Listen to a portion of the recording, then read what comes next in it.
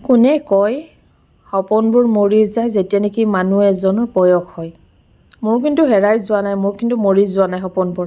মই সপোন সদায় দেখি থাকোঁ, সদায় মই সৰুকালিতে যিখিনি সপোন দেখিছিলোঁ আজিও দেখোঁ। মই সৰুতে গান গাইছিলোঁ, মই নাচিছিলোঁ, মই একদম পখিলাৰ দৰে আছিলোঁ। ছাৰহঁতেও কৈছিলে শ্ৰীদেৱী বুলি মাতিছিলে মোৰ স্কুলত, মোৰ সকলোৱে জানে।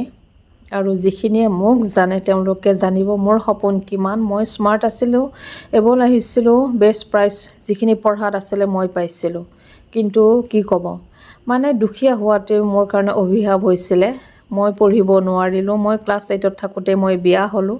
14 বছৰ বয়স আছিলে। তেতিয়াৰ পৰা মই আহি এনেকৈ আজি আপোনালোকৰ ওচৰত আকৌ এবাৰ আহিছোঁ। আপোনালোকৰ যদি ভাল লাগিছে চাব, আৰু যদি বেয়া লাগিছে আপোনালোকে স্ক্ৰল কৰিব।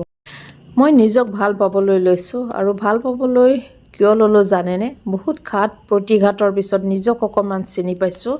নিজক যিদিনা মই আইনাত দেখিছিলোঁ, আৰে কিয় নোৱাৰা তুমি যিবোৰ সপোন হেৰাইছা সেই সপোনবোৰ পূৰা কৰিবলৈ এতিয়াও বহুত সময় বাকী আছে। তো ভাল লাগিছে যদি লাইক কৰিব, বেয়া লাগিছে যদি স্ক্ৰল কৰিব। ইমানেই কওঁ আৰু নে কি?